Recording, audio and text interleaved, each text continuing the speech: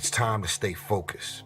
It's time to decide, fuck clubs, fuck partying, fuck trying to fit in and socialize, rub elbows with everybody so people can stop calling you weird. Why are you so antisocial? Because I'm trying to get it. Why are you staying on the basketball court so much? Because I'm trying to get it. Why are you out there practicing in the hot sun when ain't nobody else out there? Because I'm trying to get it.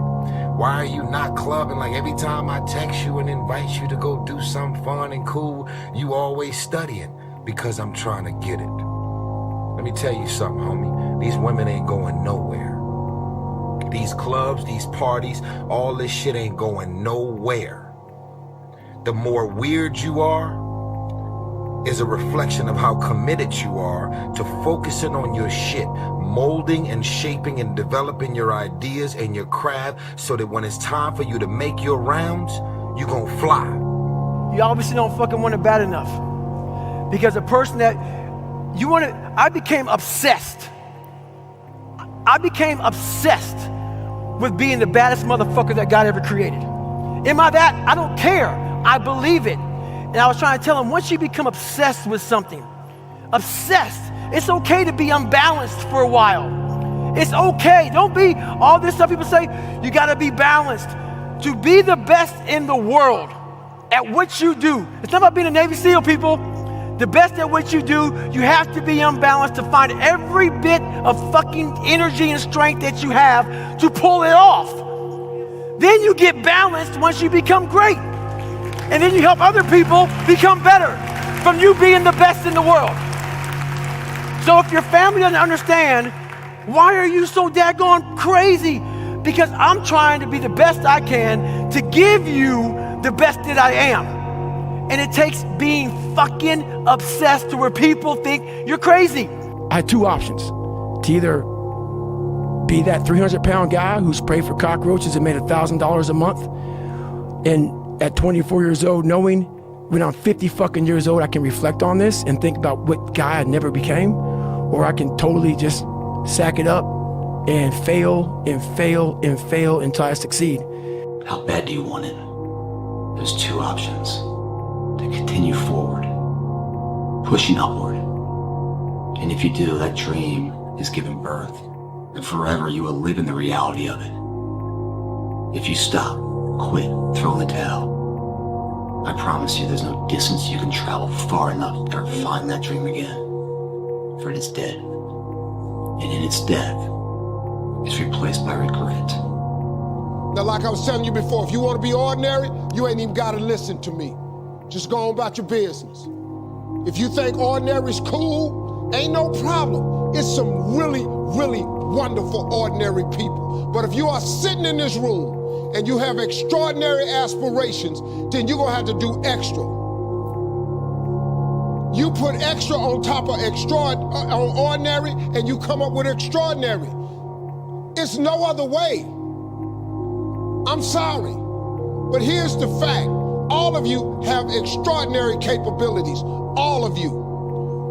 You have to decide if you are willing to do the things to put you in that category.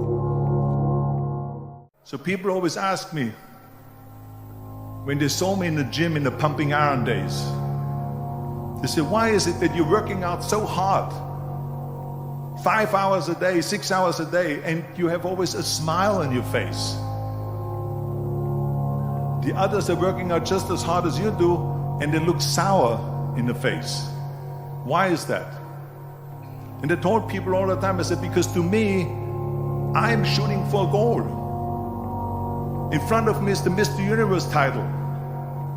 So every rep that I do gets me closer to accomplishing that goal, to make this goal, this vision turn into reality. Every single set that I do, every repetition, every weight that I lift will get me a step closer to turn this goal into reality. So I couldn't wait to do another 500-pound squat. I couldn't wait to do another 500-pound bench press. I couldn't wait to do another 2,000 reps of sit-ups. I couldn't wait for the next exercise, for the next half hour of posing and all the kind of things that you have to do to be a champion. Everything I ever did the thing that I heard out of people's mouth was, that's impossible. That can't be done. Or no. I remember when I wanted to be a bodybuilding champion, including my parents and everyone else around me, said this is impossible. Why don't you become a ski champion? That's what they do in Austria. Or a bicycle champion, they do some track and field. You can't be a bodybuilding champion. That is exactly what I heard, and of course I proved to the people that it can't be done. So whenever someone said to me, it can't be done, I heard it can be done. When they said no, I heard yes. And when they said it's impossible, I heard it is possible. Because I am a strong believer. You just haven't found your purpose yet. Because when you do find your purpose, that's when you automatically begin to outwork basically everyone. You really do. You know if you're a purposeful guy or not by just how different you are to 99% of men.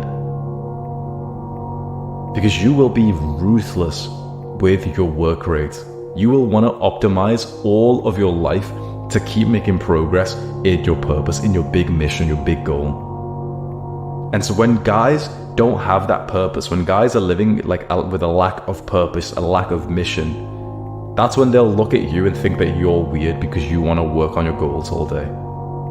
And some of these guys will actually be the kind of crabs who will pull you down, they'll make fun of you, and they'll basically genuinely try to stop you from working so hard.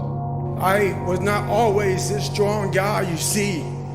I went through a lot of hard times in my life to get here today. All I wanted to be was an uncommon man. In my whole life, I was not that. Much worse than that. So I came home one day from working at a job called Ecolab where I sprayed for cockroaches. Made $1,000 a month, weighing 300 pounds. And I got home and I watched a show on Discovery Channel of guys carrying boats and logs, Navy SEAL training. And I decided to make a change in my life. And I called the recruiter up and he asked me these questions. He had to meet a certain age, like a certain height and weight limit.